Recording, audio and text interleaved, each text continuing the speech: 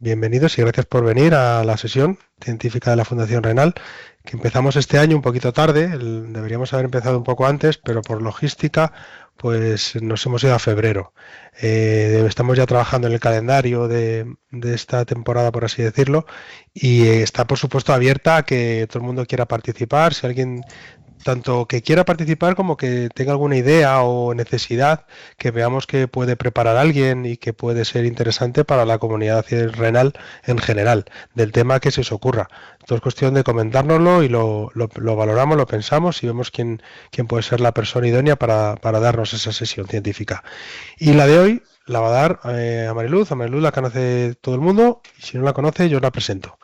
Mariluz es profesora de la Universidad de Salamanca y también lleva la gestión de los centros de la Fundación Renal de Salamanca, Ciudad Rodrigo y de Béjar, Las Encinas y el Castañar. Y luego, pues bueno, a nivel científico, pues tiene un gran currículum. Ha publicado en un montón de revistas, es doctora, por supuesto, en enfermería y es editora de SEDEN, de la revista de enfermería nefrológica y miembro de GEMAF, de la Junta de GEMAF, del Grupo Multidisciplinar Español del Acceso Vascular. Y ahora nos va a hablar del CATI. El CATE fue su proyecto del año pasado, su principal proyecto del año pasado, y bueno, es una charla muy interesante, muy de hemodiálisis, pero que como le da muchas vueltas por muchos aspectos, va a ser muy interesante sin duda. Y nada más, Mariluz, tú misma, cuando quieras, nos cuentas. Pues muchas gracias, agradeceros que contéis conmigo para estas sesiones de formación y reciclaje que creo que son fundamentales, ¿no? En nuestra profesión. Voy a compartir pantalla, darme un segundo.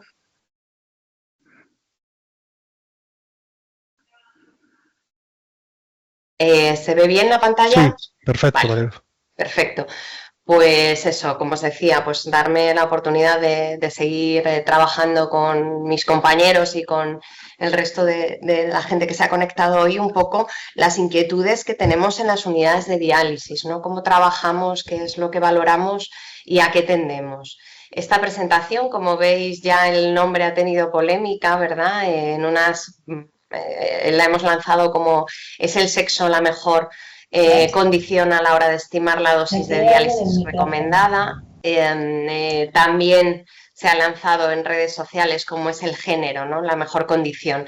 El concepto ya sexo y género nos crea ya una polémica, ¿no? de cómo utilizar uno u otro, ¿no? Parece que la palabra sexo confiere denotaciones sexuales y no es así, ¿no? Yo utilicé la condición sexo para referirme al estado natural de la persona, ¿no? La condición biológica, genéticamente definirte hacia masculino o femenino, aunque es verdad que el concepto género también lo vamos a utilizar mucho en esta presentación, ¿no? El cómo te sienten o cómo te ven desde un punto de vista social, ¿no? Si te ves varón o mujer o si te sienten y te tratan en función del género. Así que ni tan mal, ¿no? Porque vamos a tener esos dos conceptos dentro de la presentación.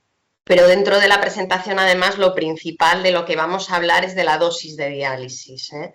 Todos sabemos que es muy importante conseguir una dosis de diálisis adecuada, que el paciente se dialice correctamente, que se dialice lo suficiente. ¿Por qué? Porque esta dosis de diálisis está totalmente relacionada con la mortalidad. Pero ¿cuál es la dosis de diálisis adecuada, ¿no? ¿Cuánto tenemos que dializar a nuestros pacientes? Tradicionalmente hemos utilizado el término KTV, nos suena a todos las extracciones de muestras sanguíneas para aplicarlas a determinadas fórmulas. Hay gran cantidad de fórmulas, creo que hasta 14 fórmulas para el cálculo del KTV. Parece que la más estandarizada es esta, la de Dauguiras monocompartimental, y como veis tiene en cuenta varios parámetros fijos: el tiempo de la diálisis, la ultrafiltración, el peso y esos dos determinaciones C2 y C1, que es la urea que tiene el paciente en analítica sanguínea. Aquí me paro un poquito, ¿no?, a decirle a la enfermería, siempre que hacemos una determinación, podemos consultar cómo se hace esta. No todos los procesos son iguales. Os invito a utilizar el libro de protocolos y procedimientos que hemos revisado recientemente, está recientemente publicado por nuestra sociedad, la Sociedad de Enfermería Nefrológica, porque ahí vais a ver todas las actividades que realizamos en las sesiones de diálisis, cómo hay que hacerlas, las medidas de seguridad que tenemos que tomar para asegurarnos que el paciente está siendo tratado de manera correcta, y entre ellas vamos a ver el protocolo de extracción de muestras de urea. Os comento solo resumidamente, las dos muestras de urea, la urea pre y la urea post, se van a sacar del botón arterial, pero ojo que la urea post tiene un procedimiento en el cual hay que bajar el flujo de la bomba entre 20 y 30 segundos, hay que bajarlo a unos 50-100 mililitros minuto y esperar entre 15 y 30 segundos. ¿Por qué bajamos ese flujo? Para evitar que haya recirculación y no estemos sacando una muestra de sangre de las con parte de sangre que haya recirculado, que esté entrando, y también esperamos entre 15 y 30 segundos para asegurarnos que la sangre que estamos tomando en el tubo es sangre que ha llegado al botón arterial de extracción. ¿Veis? O sea, son pequeños detalles, pero que un enfermero nefrológico tiene que conocer, ¿no? Cómo se sacan este tipo de Mariluz, muestras. Sí. Perdona, y parando la ultrafiltración, ¿no? Creo que no lo has dicho. Ya está fuera del paciente, ya está en la urea 2, se saca con la máquina ya fuera de diálisis, ¿vale? Ya no se estaría dializando, estaría con la diálisis parada y bajando la bomba y esperando un poquito, ¿no? Son conceptos, como digo, perdonadme las enfermeras de toda la vida que lo tenéis clarísimo, ¿vale? Pero que aquellos enfermeros que se están incorporando, si nos están viendo ahora, hay que tener claro, ¿eh? Una muestra sanguínea hay que sacarla de manera adecuada. Y siempre repito, ante la duda de cómo se hace un procedimiento, si no tienes una persona en la unidad que te pueda ser de referente y te pueda explicar, ir al libro de procedimiento y protocolo de enfermería nefrológica. ¿Vale? Bueno, pues dicho esto, decimos que el KT, ¿no? La bibliografía, el KTV, perdón, la bibliografía nos refiere, ¿no? Al principio hablaba de llegar a 1.2, más adelante se ha hablado de llegar mínimo de KTV 1.3, pero aquí también hay controversia bibliográfica respecto a la condición de las mujeres, ¿no? Aquí ya estamos hablando de la diferencia en cuanto al sexo. ¿Por qué? Porque según la bibliografía, el KTV de 1,3 para mujeres se quedaría infraestimado, se quedaría corto, ya que las mujeres tienen un menor volumen de distribución. Veis que la V está en el denominador y necesitarían un KTV de hasta 1,6 para estar correctamente dializadas, cosa que tenemos que tener en cuenta. Pero con los desnutridos ocurre también un problema respecto a este marcador. El desnutrido es una persona que con la pérdida de proteínas tiene un acúmulo muy grande de volumen, tiene una retención hídrica importante y ese volumen de distribución de urea se va a ver alterado, ¿no? Ese V del denominador también nos va a alterar, con lo cual la dosis de diálisis por KTV va a ser más difícil de estimar para estos pacientes. Bajo esas condiciones, hace años ya empezamos a utilizar empezaron a lanzar dentro de los monitores de diálisis determinados biosensores que nos permitían medir el aclaramiento, la depuración de la urea, y comenzamos a utilizar el KT como marcador de la dosis de diálisis. De hecho, el KT está reconocido en amplia bibliografía como el mejor indicador para medir la dosis de diálisis en tiempo real. Esto lo dice nuestra guía publicada por Nefrología en el 2021, ¿no? Que se utilice el KT para medir la dosis de diálisis. ¿Qué es el KT? ¿Qué es el aclaramiento? Me voy a parar un poquito, ¿no? Para estos nuevos enfermeros que no conocéis los conceptos. El concepto de aclaramiento o dialisancia iónica, también lo vais a oír así, es el aclaramiento medio efectivo de la urea que se mide en mililitros minutos. ¿Cómo se mide? ¿Cómo actúan estos biosensores? Bueno, pues tenemos unas células de conductividad antes del dializador y una célula de conductividad después del dializador. Lo que hace el OCM de los monitores es medir, realmente lo que mide es la conductividad, medir el sodio. El sodio es una molécula que tiene un bajo peso molecular, no es el mismo, pero es una molécula con peso molecular parecido a la urea, y se estima que la pérdida de sodio, la pérdida de este sodio dentro del dializador va a ser parecida a la pérdida de la urea, ¿no? Aquí en esta presentación del OCM vemos cómo se igualan los puntos para explicar cómo se va a estimar la pérdida de urea según sea la pérdida de sodio, ¿no? Entonces, lo que hace este aclaramiento es ver cómo se comporta la pérdida de urea. Importante para enfermería, me permito presentaros este pantallazo de dónde tenemos ese dato es el aclaramiento. ¿Por qué es importante trabajar con CATES? ¿Por qué es importante trabajar en esta pantalla de OCM? Porque vamos a estar viendo a tiempo real en mediciones cada minuto. Si os dais cuenta, si cambiáis algún parámetro en segundos, os va a cambiar este concepto de aclaramiento, y podemos ver cómo estamos dializando a nuestros pacientes.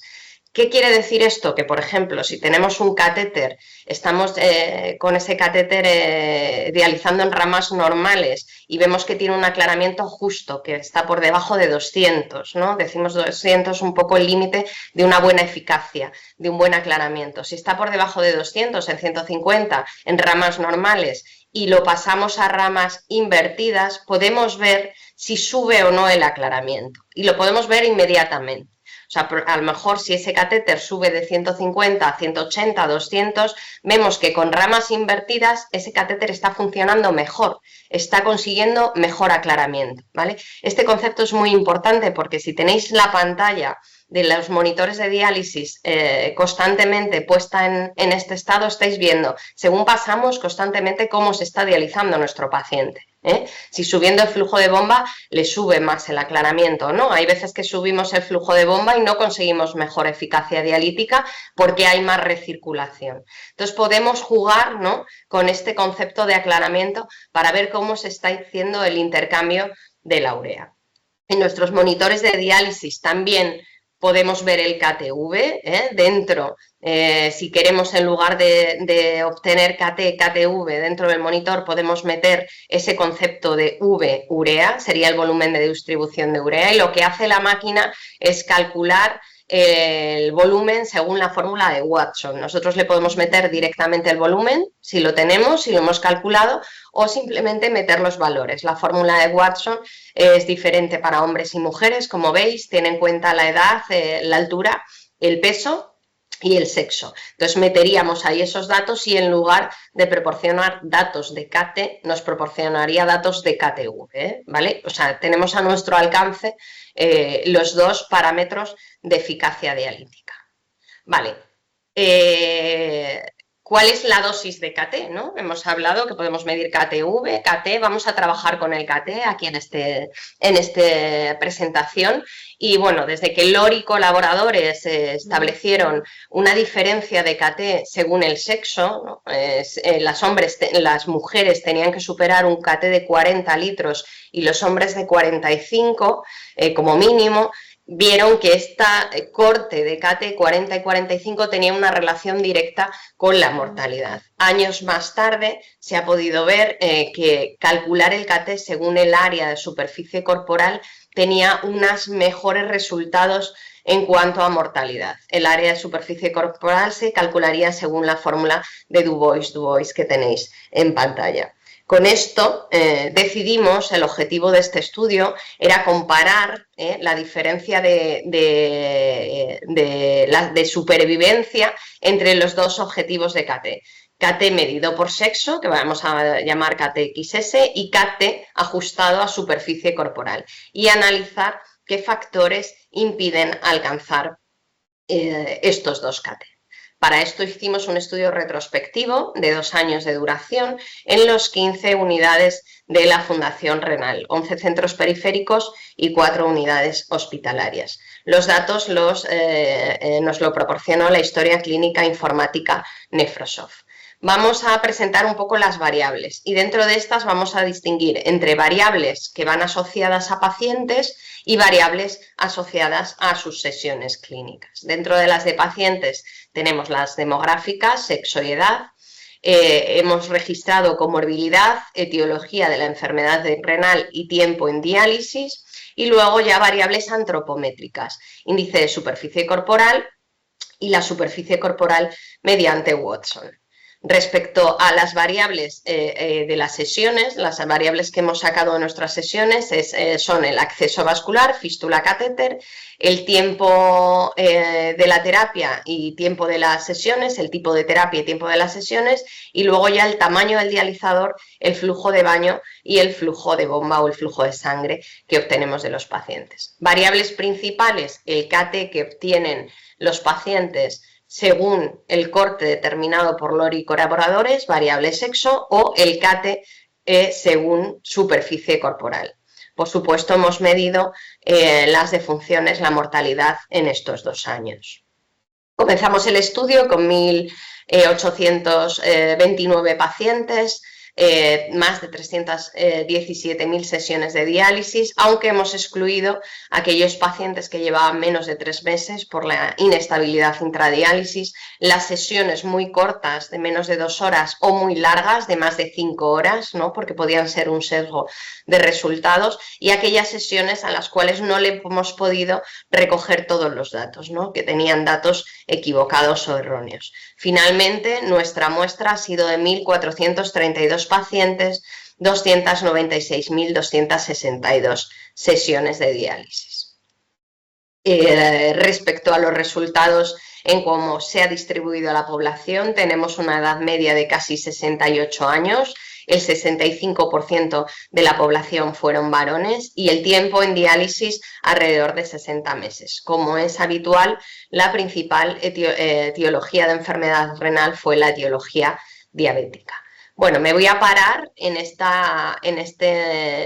gráfico de colorines que me gusta tanto y que os voy a explicar cómo vamos a trabajar las siguientes diapositivas en función de estos colores. Este gráfico representa los pacientes que alcanzan los objetivos de CAT, según qué objetivo otro alcanzan, están identificados con un color, ¿no? Vamos a poner en color rojo lo que sería muy malo, ¿no? Aquellos pacientes, ese 13% de pacientes que no llegan a alcanzar ninguno de los 2 objetivos de CAT, ni el sexo ni el superficie corporal. En color ámbar, amarillo, vamos a poner los pacientes que sí llegan a alcanzar el CAT sexo, pero no el superficie corporal. Y en color verde, ¿no? Lo que mejor nos parece es que alcancen los 2 objetivos de CAT, el sexo y el superficie corporal. Este gráfico, ¿no? Nos está indicando ya cuál de los 2 CATs es más restrictivo. Como veis, el CAT sexo lo alcanzan un 13%, no llegan a ese CAT sexo un 13%, solo un 13% de los pacientes no llegan a ese CAT mínimo. En cambio, el CAT superficie corporal, que es más exigente, no llegan a alcanzarlo un 34% de los pacientes. Vale, pues partiendo de estos conceptos, vamos a hablar, por tanto, de supervivencia. Durante el periodo de 2 años han fallecido 199 pacientes, un 14% de la muestra total, y esta curva de supervivencia representa cómo fallecen los pacientes. Si veis, los pacientes que no alcanzan ningún objetivo de CAT van a morir antes que los pacientes que alcanzan el CAT sexo, y estos a su vez mueren antes que los pacientes que alcanzan los 2 objetivos de CAT, es decir, el CAT superficie corporal, habiendo una diferencia, como veis, significativa.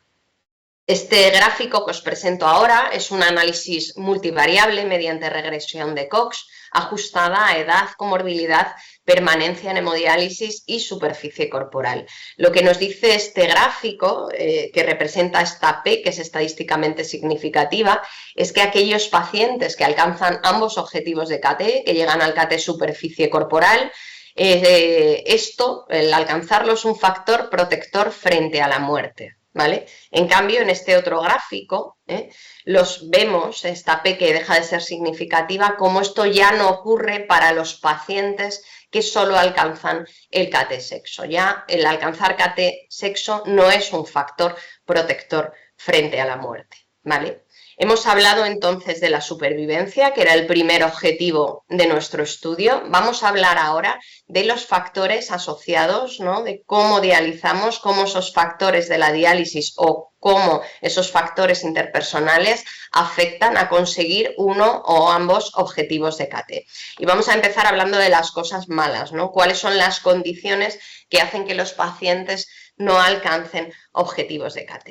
Respecto al sexo, podemos ver que los hombres, utilizo igualmente esta gama de colores, sé que mis diapositivas no son muy bonitas porque no soy muy buena maquetadora, pero sí creo que soy buena docente y espero que os ayuden a ver a simple vista los resultados, ¿no? Como veis en esta figura, en esta barra, en hombres y mujeres vamos a representar el porcentaje que alcanza ninguno de los objetivos, el objetivo sexo, y en verde el objetivo además superficie corporal. Entonces vemos claramente cómo los hombres, y de manera significativa, son el porcentaje que menos llega a alcanzar mínimo el KT sexo. Respecto a la edad, igualmente, vamos a ver que los mayores de 75 años van a ser los que de 79 años en esta división por cuartiles, van a ser los que peor van a alcanzar como mínimo el KT sexo, y siendo los pacientes más jóvenes los que mejor alcanzan el KT superficie corporal. A ver, que se me ha pillado y no me pasa.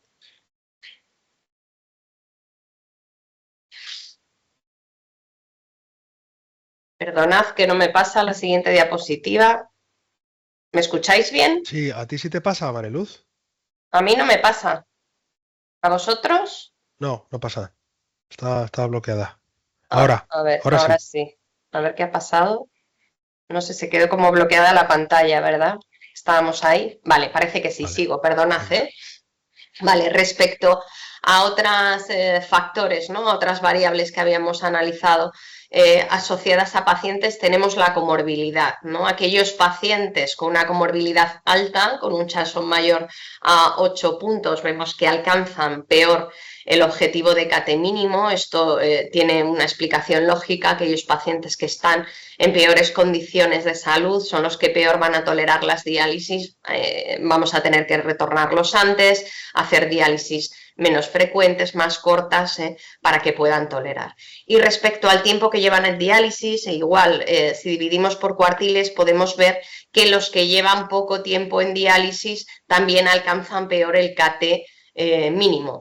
¿Por qué es esto? Bueno, pues un paciente que entra en diálisis suele tener menos tiempo de diálisis. Vamos a ver ahora la importancia del tiempo para alcanzar objetivos de KT. Suele tolerar peor las diálisis, pues hasta que se adapta, suele tener más sintomatología y hacer sesiones más cortas, o incluso muchas veces partimos de diálisis incrementales como terapia, ¿no? Diálisis, menos diálisis a la semana.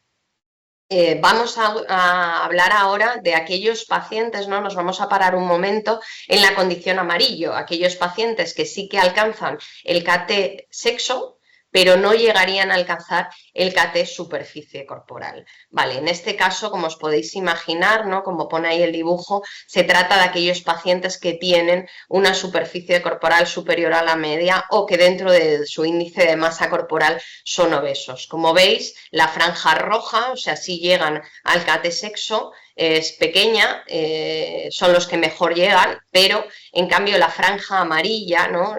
Pasar de KT sexo al KT superficie corporal son los que menos llegan, ¿no? Los que menos KT superficie corporal hacen. Ojo, al hablar de índice de masa corporal y de pacientes grandes o pequeños, tenemos que ver en esta presentación cómo tenemos un grupo de pacientes que son muy pequeñitos, con un índice de masa corporal bajo, que no llegan a objetivos mínimos de KT. Generalmente, pues estos pacientes probablemente sean pacientes ya desnutridos, frágiles, pequeños, con un índice de masa corporal bajo, que no llegan a llegar al KT mínimo, que sería el KT sexo. Y ahora vamos a hablar un poco de las sesiones, ¿no? De los factores asociados, las condiciones, cómo realizamos las sesiones para llegar o no a alcanzar los objetivos de KT. En este caso vamos a trabajar al revés, ¿no? ¿Cuáles son las sesiones que mejor KT nos proporcionan? Respecto al acceso vascular, no cabe duda que las sesiones con fístula, tanto nativa como protésica, mucho mejor la nativa, como veis en el gráfico, alcanzan mejores resultados verdes, ¿no? Son los que mayor proporción verde tenemos. Y en cuanto a los catéteres, fijaros ya la diferencia que hay entre catéteres temporales y catéteres permanentes. El catéter temporal, qué gran cantidad de porcentaje no llega a un KT mínimo. Respecto al tiempo de diálisis, una variable fundamental en la consecución de los objetivos, las sesiones entre 2 horas y 2 horas y media, como no llegan a este KT mínimo sexo, mucho menos a la superficie corporal, y ya hablando de sesiones de 240, o sea, de 180 a 3 horas y media a más de 240, fijaros las sesiones de más de 4 horas, como la mayoría van a alcanzar el KT superficie corporal, ¿no? La importancia del tiempo. Respecto al tipo de diálisis, hemos dividido entre estándar y hemodiafiltración post y predilucional. Ya sabemos que la hemodiafiltración consigue mejores eficacia dialítica, ¿vale? Y dentro de la hemodiafiltración, ojo, ¿vale? Aquí me paro un poquito en esta diapositiva, la enfermería, con menospreciar la predilucional. Nos parece que la postdilucional es lo mejor y a veces hay que plantearnos, de hecho, fijaros en este gráfico cómo obtiene mejores resultados la predilucional. A veces hay que plantearnos que en aquellos pacientes en los que estamos dializando en postdilucional, que está bajando mucho la PTM, se nos están coagulando las fibras del dializador y esas fibras coaguladas ya no nos están realizando una buena eficacia de diálisis. A lo mejor en esos pacientes con problemas de coagulación es mejor dializarles en predilucional. No siempre la postdilucional va a ser la mejor técnica, ¿vale? Esto para tenerlo en cuenta. Y respecto al flujo de sangre, bueno, pues esto también muy claro, cómo los flujos altos van a obtener mejores resultados en la consecución de los objetivos de KT respecto a flujos menores de 350. Aquí hay que plantearse que un flujo menor de 350 es un flujo deficitario, tenemos que tender a 350 hacia arriba, ¿vale? Respecto al tamaño del dializador, también me paro un poquito en esta diapositiva, que os puede sorprender. Es evidente que los dializadores pequeños van a conseguir peor los buenos objetivos de KT, ¿vale? Pero en cuanto a dializadores de mediano o gran tamaño, veis como los dializadores muy grandes sí llegan al KT sexo, pero la franja amarilla es mayor que los dializadores medianos. Bueno, esto analizándolo probablemente sea porque estos dializadores grandes de 2,5 se están poniendo en pacientes muy obesos, en pacientes muy grandes, en los que no solo vale el dializador, ¿no? Probablemente haya que añadir, ¿no? Para llegar a esta franja de consecución de objetivo de superficie corporal, haya que añadir un plus en la pauta de más tiempo de diálisis, respecto a añadir solo un dializador grande. Y en cuanto al flujo de baño, también me quiero parar en esta diapositiva, creo que es algo importante que hemos aprendido con este estudio, ¿no? Y es el uso del autoflujo. para que nos calcule el flujo de baño. Cuando las máquinas de diálisis introdujeron este formato de autoflujo, ¿no? Enfermería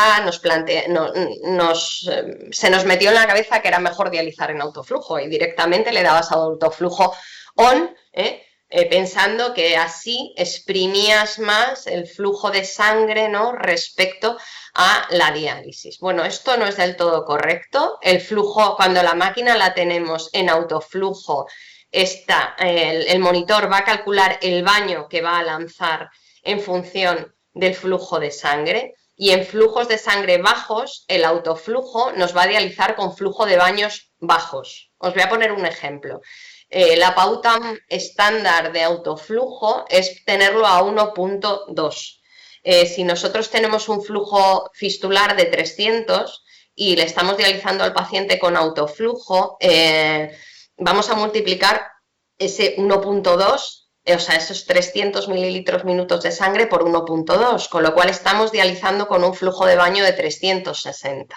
Este es el resultado de este gráfico. Cuando nosotros dializábamos sin autoflujo, que eran unos flujos de baño o de 400 o de 500, estábamos dializando mejor que aquellos pacientes con autoflujo, con flujos bajos. Moraleja: o dializas con un flujo fijo de 400-500 según la pauta que te establezcan, o el autoflujo realmente te va a utilizar el baño de manera adecuada en flujos altos, o sea, te va a compensar, te va a conseguir una mayor eficacia dialítica en flujos fistulares altos. Si el flujo de la fístula o el catéter es muy bajito, es mejor poner un flujo de baño fijo, ¿vale?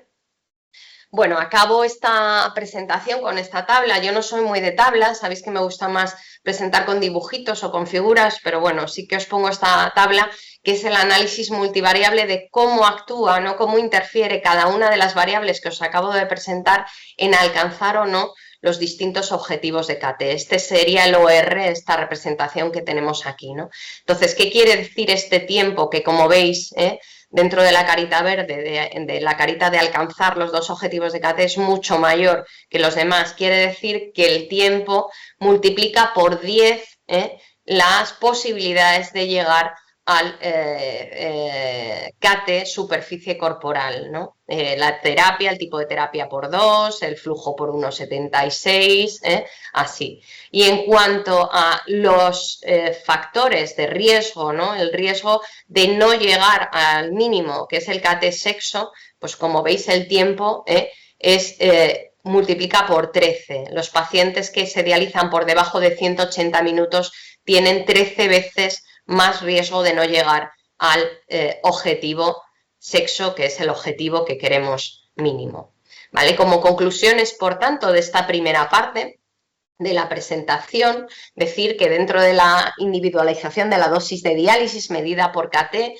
no es suficiente considerar solo el objetivo sexo, sino también es necesario ajustarlo según superficie corporal, especialmente en aquellos pacientes con mayor superficie corporal, obesidad, puesto que el cumplimiento de ambos objetivos tiene una mayor supervivencia.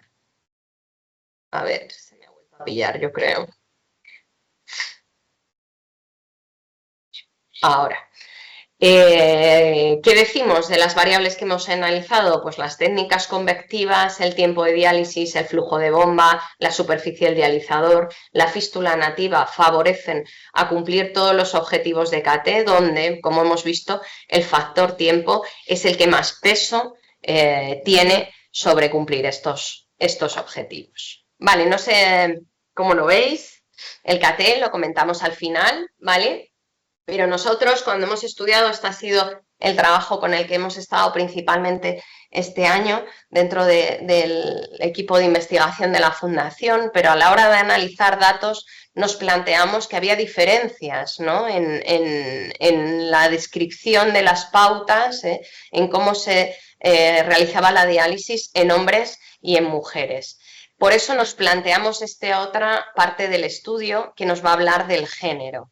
Tenemos que tener en cuenta, ¿no? La condición, el hablar de diferencia entre hombres y mujeres es algo que en las últimas décadas ha seguido una gran transformación, ¿no? La sociedad ha pedido que las mujeres se equiparen a los hombres en muchos aspectos, en aspectos sociales, en poder acceder, por ejemplo, a puestos de trabajo, en la misma remuneración económica dentro de esos puestos de trabajo.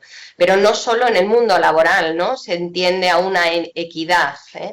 Ayer, que fue el Día Internacional de la mujer, de la niña y de la mujer en la ciencia, 11 de febrero, se trabaja mucho este concepto de cómo incluir a las mujeres en la investigación, pero no solo a nivel de investigadoras, que es algo que se está trabajando mucho en ello, ¿vale? Yo dentro de la universidad estoy en el IPSAL, en un grupo de igualdad, innovación, donde se pretende trabajar, ¿no?, todos estos aspectos en los que los grupos de investigación ya haya una confluencia de mujeres, ¿no?, que las mujeres puedan llegar a ser Rs3, Rs4 en investigación, ¿no?, que parecía que eran grados de investigación más específicos de los hombres, ¿no?, y que se reconozca la investigación de las mujeres, porque no hace tantos años, os pongo un ejemplo, está Rosalind Franklin.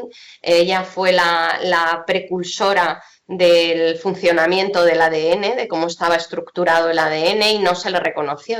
Ella lo dijo en 1951 y no fue hasta 1953 cuando Watson y Crick se atribuyeron este descubrimiento, ¿no?, y se lanzó a la ciencia como si fuera de hombres, cuando había sido una mujer la que realmente había hablado de la estructura del ADN. Entonces, la investigación no solo incluir a las mujeres investigadoras, como os digo, día que conmemorábamos ayer, sino también que dentro de la investigación en sanidad se haga sobre mujeres. ¿Qué quiere decir esto? Bueno, tradicionalmente en la atención sanitaria se ha basado en modelos clínicos centrados en el hombre como referencia universal. Os pongo un ejemplo. Por ejemplo, en la sintomatología del infarto de miocardio, esta sintomatología se estudió en hombres, de manera que cuando se fue a extrapolar a las mujeres, el diagnóstico del infarto de miocardio en mujeres se hacía mal o tarde, porque no era exactamente la misma sintomatología, ¿no? Pues de ahí, de esto, va un poco el resto de la charla que vamos a hablar, o parte de esta charla que vamos a hablar, ¿no? Tenemos que acercar la medicina desde una perspectiva de género, y esto es importante porque podemos identificar aspectos que van a haber diferencias entre hombres y mujeres, y tenemos que intentar que estas desigualdades no se perpetúen en el tiempo. Como estamos hablando de insuficiencia renal, ¿no?, vamos a ver qué pasa con nuestras mujeres con insuficiencia renal. ¿En qué situación estamos? Pues mirar, si vamos a la bibliografía, podemos ver que la prevalencia de enfermedad renal es mayor en mujeres, más que en hombres. Esto sorprende, ¿no?, porque en nuestras unidades de diálisis vemos que generalmente, ¿no?, los datos que hemos presentado, hay mayor número de hombres, pero sí que es verdad que dentro de la prevalencia, en todos los grados de estadio de enfermedad renal, hay más mujeres. Puede deberse, según autores, a que la mujer tiene una mayor esperanza de vida, con lo cual va a llegar a la edad en la que se presenta la enfermedad más que los hombres, ¿no? Viven más, con lo cual llegan a estar con enfermedad renal. Hay otros autores que dicen que se debe a la inexactitud de las fórmulas que estiman el filtrado glomerular, clasificando a las mujeres de una enfermedad renal más severa que la real, tampoco sabemos si esto es así. Este estudio DOPS lo que sí que nos dice es que las mujeres que inician tratamiento renal sustitutivo lo van a hacer con más edad y menor filtrado glomerular que los hombres, ¿no? Entran más mayores y con peor filtrado. Además nos dice que hay más mujeres que optan, más mujeres mayores, ancianas, que optan por tratamiento conservador frente a los hombres, que entran más en diálisis, ¿no? Ahí puede haber una diferencia de por qué hay más hombres en diálisis, y que dentro de la atención médica, este estudio también nos dice, hay menos mujeres que hombres que son diagnosticadas de insuficiencia renal, remitidas a nefrología, que se monitoriza su progresión y comenzando, por tanto, menos tratamiento renal sustitutivo mujeres que hombres, ¿no? Aquí nuestros resultados del estudio que os acabo de presentar, 65% de varones frente a 35% de mujeres en nuestras salas de diálisis. Ante esta reflexión, ¿no?, a la hora de ver qué estaba pasando con nuestros datos, decidimos estudiar si existe una diferencia en la atención, en la prescripción de la pauta de diálisis y en la dosis de diálisis que reciben las mujeres respecto a los hombres, y si esta diferencia en la atención sanitaria está repercutiendo en la supervivencia. Partimos de la muestra inicial, que os decía, 1.400 pacientes, 296.000 sesiones, ese 35% de mujeres, y este gráfico, ahora vamos a trabajar con los colores azul para el varón, rojo para la mujer, representa cómo alcanzan los diferentes objetivos de KT en función del sexo. Vemos que las mujeres tienen menos porcentaje de no llegar a KT sexo, prácticamente igual que los hombres en cuanto a llegar a este KT sexo, pero alcanzan mejor los objetivos de KT superficie corporal, ¿no? Según este gráfico parece, o querríamos pensar, que la mujer está mejor dializada que el hombre, o que los objetivos que le hemos puesto son más bajos que los del hombre, porque vamos a ver las pautas de diálisis. Si nosotros analizamos, por ejemplo, el acceso vascular, podéis ver que los hombres están dializando más que las mujeres con fístula nativa. Dentro de las fístulas la mujer tiene más prótesis que los varones y bastante más catéter que los varones, ¿no? Creemos que la mujer tiene peor condición vascular para la realización de una fístula arteriovenosa, por eso en las consultas muchas veces ya directamente se opta por el catéter, pero nuestra guía de nuestra sociedad científica al acceso vascular, la guía de la GEMAC, dice que no es así, ¿no? Que las mujeres no tienen por qué tener peor lecho vascular para intentar una fístula arteriovenosa. Respecto a otra condición de la pauta, que es el flujo de sangre, podéis ver cómo los hombres se están dializando con flujos más altos, ¿no? Los que están por encima de los 380 son varones y los flujos por debajo de 350 son mayoritariamente en mujeres. Respecto al tipo de diálisis, vemos que las mujeres se están dializando más en terapias convencionales respecto a los hombres, que se están dializando en técnicas convectivas. Y si nos paramos un poquito en este estudio que nos dice que dentro de las técnicas convectivas, para que sea eficaz, hay que llegar a los 22 litros de infusión en el volumen de sustitución, podemos ver cómo las mujeres llegan menos, esta diferencia de porcentaje, que los varones a alcanzar esos 22 litros de volumen de sustitución. Aquellas que se dialicen con técnicas convectivas llegan menos que los hombres al mínimo de la eficacia de esa técnica convectiva. Respecto al baño de diálisis, aquí ya no hablo de autoflujo o flujo de baño fijo, pero hablando de flujo de baño fijo, vemos que las mujeres se dializan con menores flujos de baño, ¿no? El porcentaje es menor de 500, mientras hay hombres que se dializan a 600, 800 de flujo de baño en mayor proporción que las mujeres. Respecto al tiempo de diálisis, igualmente las mujeres reciben menos tiempo de diálisis. Como veis, el porcentaje de tiempo mínimo entre 2 horas y 2 horas y media corresponde a mujeres, y del tiempo máximo al revés, ¿no? Por encima de las 4 horas son varones principalmente los que se están dializando. Visto esto, ¿no? Hemos visto entonces que hay una diferencia en las pautas, no se está dializando igual a los hombres que a las mujeres. ¿Y cómo repercute? Es la segunda parte del objetivo de este análisis sobre la mortalidad. Aquí os presento este gráfico, es una estadística del INE, de cómo fallecen la población en función a la edad, ¿no? Se ve claramente que hay una mayor mortalidad en los varones respecto a las mujeres, cuya edad es mayor, ¿no? Son más longevas.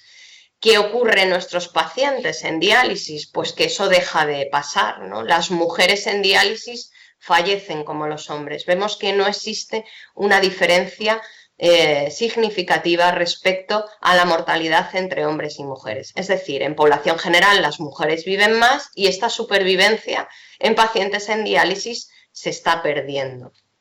Os presento estos dentro de los resultados, ¿no? Lo que sería un poquito de discusión, ¿no?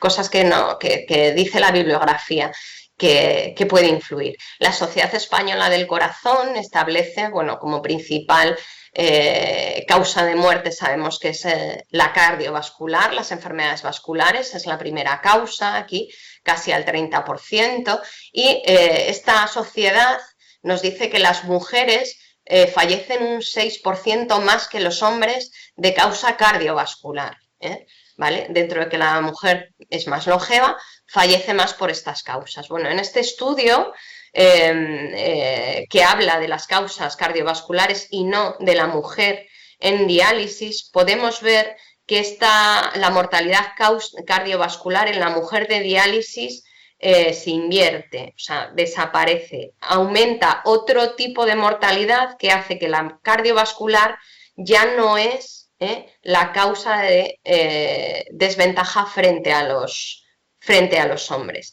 En este estudio nos dicen que las mujeres jóvenes y diabéticas que comienzan diálisis tienen más riesgo a morir, presentan una mortalidad mayor que los hombres en las mismas condiciones, que cuando una mujer joven y diabética que entra en diálisis en las mismas condiciones que los hombres, mueren más que los hombres una vez estando en diálisis. O sea, ya no es la causa cardiovascular. Hay otras causas que hacen que fallezcan las mujeres.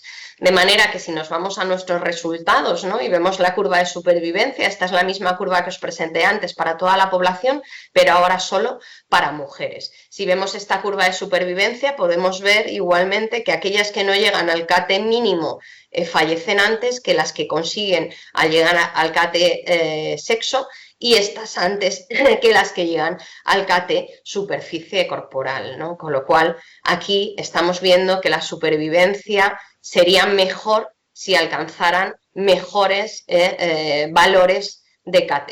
Como conclusión, por tanto, podemos decir que no existen diferencias de mortalidad entre sexo, que en las mujeres disminuye el riesgo de mortalidad si cumplieran los dos objetivos de CAT frente a no cumplir uno o ninguno, pero las mujeres podemos tener un margen porque se dializan con catéter, menos tiempo, dializadores más pequeños, terapias convectivas frente a los hombres. Estos datos apuntan, ¿no?, que tenemos que analizar si el origen de estas diferencias procede de un sesgo de género. Si al ser mujer ya te ponen un catéter, si por ser mujer ya te ponen una terapia convectiva, si por una terapia convencional, perdón, si por ser mujer ya estás menos tiempo en diálisis, ¿no? Quizás deberíamos de plantearnos estos puntos de corte de las mujeres si son suficientes. Vale, pasamos a la última parte, no sé si me estoy enrollando mucho, David, ¿cómo voy en tiempo? 10 minutillos faltan. Vale, pues nada, en 5 lo digo por si hay alguna pregunta. Sí, ya sabéis que yo me enrollo muchísimo, eso es mi gran problema. Hablando un poquito de los mayores, y esto ya lo cuento rapidísimamente, nos planteamos, ¿no?, igualmente que es una población especial, ¿no? Es una situación especial. En la población en diálisis cada vez tiene más comorbilidad, cada vez es más mayor, tiene más comorbilidad. Además, la tasa de inicio de pacientes en diálisis cuando es mucho mayor para los pacientes mayores respecto a los jóvenes, es decir, entran muchos más pacientes mayores frente a los jóvenes en diálisis. A pesar de las nuevas terapias, ¿no?, de que ha evolucionado la diálisis y cada vez estamos dializando mejor, la tasa de mortalidad, como habéis visto, es muy alta, mucho más alta que población general y mucho mayor en pacientes ancianos, ¿no? Esto nos tiene que hacer plantear que además en el paciente mayor la introducción en la diálisis, el comienzo de tratamiento dialítico en sí mismo ya va a ir asociado a un deterioro del estado general y mental en este tipo de población. He aquí, ¿no?, el plantearnos la importancia en esta población de la toma de decisiones compartida, ¿no?, hablar bien de los riesgos, de las cargas y de los beneficios de la diálisis, porque a lo mejor en esta población No todo el mundo tiene que entrar en diálisis, podemos optar por un tratamiento conservador, ¿no? Donde haya un apoyo psicosocial, espiritual, tratamiento de los síntomas y, por supuesto, cuidados paliativos. Pero si va a diálisis, si al final se decide comenzar tratamiento renal sustitutivo, ¿cómo hacemos esta diálisis en los pacientes mayores, ¿no? Es un poco el objetivo que nos planteamos. Analizar la influencia de la dosis de diálisis medida por KT en la mortalidad en pacientes mayores de 75 años y analizar también la pauta que reciben nuestros pacientes. ¿Vale? La muestra general, deciros que había 552 pacientes, un 38,5% de pacientes mayores de 75 años, y respecto a los objetivos que alcanzan frente al grupo de edad joven, bueno, pues como veis, alcanzan mucho peor cualquiera de los objetivos de KT, ¿no? Están de manera significativa por debajo de los objetivos alcanzados por los jóvenes. Os presento los resultados de la pauta que reciben de manera distinta, ¿no? Para no cansaros con los gráficos, esta vez van a ir en tablas y vamos a ir comparando cómo son las pautas de los jóvenes frente a los pacientes mayores de 75 años. Como veis, respecto al acceso vascular, son los jóvenes los que tienen más fístula frente a los ancianos que tienen mayor catéter. De respecto a la tipo de terapia, los jóvenes reciben terapias convectivas, mientras los mayores principalmente con terapias estándar, difusivas. Respecto al tiempo de diálisis, los jóvenes se dializan más tiempo, las diálisis cortas son mayoritaria en mayores, y respecto al dializador, los jóvenes tienen realizadores mayores frente a los pequeños, que el porcentaje mayor lo tienen los mayores de 75. Otro aspecto, el flujo de sangre, pues los jóvenes tienen mayores flujos respecto a los mayores de 75 que tienen flujos más bajos. ¿Qué pasa con la mortalidad, ¿no? Hemos visto que las pautas son mejores, sostienen mejores resultados en la gente joven, ¿vale? La mortalidad, por supuesto, significativa de nuestra población, el 9% eran menores de 75 y el 21, casi 22% mayores de 75. Y fijaros en la curva de supervivencia de los mayores de 75 años. Sí mueren antes los que no alcanzan un KT mínimo, un KT sexo, pero a la hora de ver la curva entre el KT sexo y superficie corporal no hay diferencias significativas, estas dos curvas se igualan. ¿Qué nos quiere decir esto? En estos pacientes mayores, probablemente frágiles, con pérdida de masa muscular, débiles, el KT sexo se iguale al KT superficie corporal. En estos casos, en estos pacientes, hemos de conseguir una terapia mínima, un KT mínimo, pero no hay que irse a KTs excesivos, o no en todos. ¿Por qué? Vamos a ver esta discusión. Me encanta este artículo, es una revisión que nos hace reflexionar mucho en el paciente mayor, ¿no? ¿Y qué nos dice? Bueno, que hay pacientes que entran en diálisis ya mayores con una función residual, en este caso estos pacientes necesitarían diálisis menos frecuentes. Además, el paciente mayor tiene menos sed, tiene menos ganancia interdialítica, con lo cual el tiempo de tratamiento debería ser menor. Es un paciente que come menos, tiene menos masa muscular, menos metabolismo, menos actividad física, con lo que las diálisis podrían ser menos frecuentes. Y en cuanto a su función renal residual y actividad metabólica, pues hemos dicho, por tanto, estos tres aspectos anteriores que necesitarían menos dosis de KT, ¿no? Menos eficacia dialítica. Además, hay algunos que no se les puede poner fístula en antebrazo porque tienen una enfermedad vascular de base que no permite realizar esa intervención, o no podemos hacer fístulas braquiales porque hay un compromiso cardíaco, ¿no? En ese robo vascular, con lo cual en estos pacientes sería el catéter la mejor opción, sobre todo en aquellos con esperanza de vida limitada. Pero hay que tener en cuenta que dentro de esa edad podemos tener pacientes en riesgo de desnutrición en los que hemos liberado la dieta, que además estamos metiendo suplementos adicionales de ingesta de proteínas, y en estos tendríamos que ir a diálisis más eficaces, ¿no? Objetivos habituales para la depuración. Al final, ¿qué tenemos que hacer? Individualización, ¿no? Ver qué paciente realmente se puede ajustar las dosis de KT a menos y qué pacientes necesitan más dosis de KT. Como conclusión, ya con esto sí que acabo, decir que los mayores de 75 años tienen más posibilidad de cumplirlos, de dializarse con catéter, de recibir diálisis convencional, menos tiempo de diálisis y ser dializados con dializadores pequeños y con menos flujo de baño, y que esto influye en la mortalidad en cuanto no alcanzar uno de los catés mínimos, que aquí se iguala el sexo con la superficie corporal. ¿Qué nos planteamos con esto de cara a futuros estudios? Bueno, pues definir qué paciente, qué perfil de pacientes mayores de 75 años se beneficiaría de cumplir los objetivos de KT, de llegar a un KT superficie corporal, ¿no? De esta diálisis un poco más forzada. Y valorar, ¿no?, si esta mortalidad que hemos obtenido en estos resultados no se debe solo a esa pauta, sino a patología asociada al paciente y su mayor comorbilidad. Y nada, esto es todo. Sé que me he enrollado mucho para las preguntas, para no variar. Bueno, pues nada, Mariluz, gracias, lo primero de todo.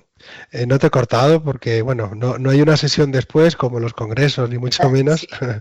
Y lo primero, has dado una vuelta de arriba abajo, de la A a la Z a la W, pasando por ella a la nefrología, porque no has hablado del CAT, has hablado de todo. Sí, sí, claro, esa era la intención. Has Digo, una hablado sesión de clínica, pues vamos a exprimirla. Has hablado de tanto de extracción de muestras como de pauta de diálisis como de edad, de sexo, género, todo. Y bueno, no nos queda apenas tiempo de alguna pregunta, pero si alguien quiere hacer alguna rápida, que la diga ya, por favor, por no pasarnos de la hora. Yo, si mientras tanto, además, tenía preguntas y me las ibas desmontando poco a poco, que me ha encantado eso. Pero, por ejemplo, el KTV, yo creo que, según lo que cuentas, ya lo veo, puede ser algo obsoleto. No obsoleto porque no tenga eficacia, sino porque si podemos controlarlo con el KT, que se hace a tiempo real, se hace en cada sesión, se vuelca el resultado a la historia clínica electrónica, frente al KTV, que tenemos que hacerlo con analíticas, con extracciones, llevando luego al laboratorio, que normalmente se hacen los indicadores cada 3, 6 meses, y es como más engorroso, no más engorroso, sino más manual.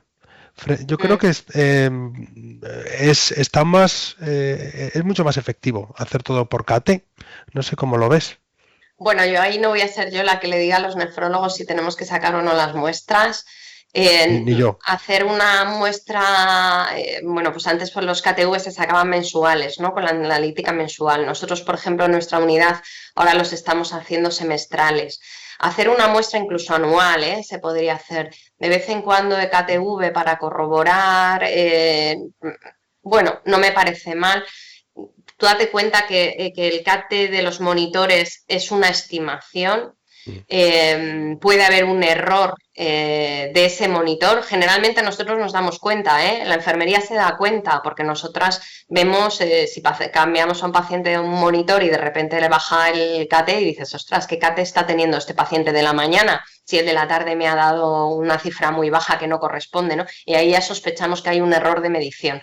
Pero puede haber un error en la tecnología, puede haber errores de medición que se arrastren y alguien no se dé cuenta. Entonces, el sacar un KTV de vez en cuando, ya digo que no voy a ser yo la que diga que no, pero sin lugar a dudas, enfermería, por favor, la imagen del concepto de aclaramiento que tiene el monitor puesto ahí en nuestra pantalla y que nosotros estamos viendo que un catéter está tirando y que no se está dializando porque tiene un aclaramiento de 120, vamos a invertir ramas a ver qué pasa, vamos a bajar flujo, hay veces que bajas el flujo y aclara mejor, va mejor, o sea, ese concepto, desde luego, la tecnología nos ha facilitado mucho el saber cómo estamos dializando a nuestros pacientes.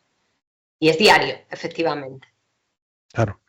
Bueno, pues nada, pues son las 11, vamos a cortar y daros las gracias a todos por estar en la sesión, también a Mariluz, por haberla preparado también. Y nada, ya os avisaremos, os enviamos la siguiente convocatoria para la siguiente sesión de aquí a 15 días. Gracias a todo el mundo y que tengáis un día estupendo. Pues gracias a todos, un saludo, chao.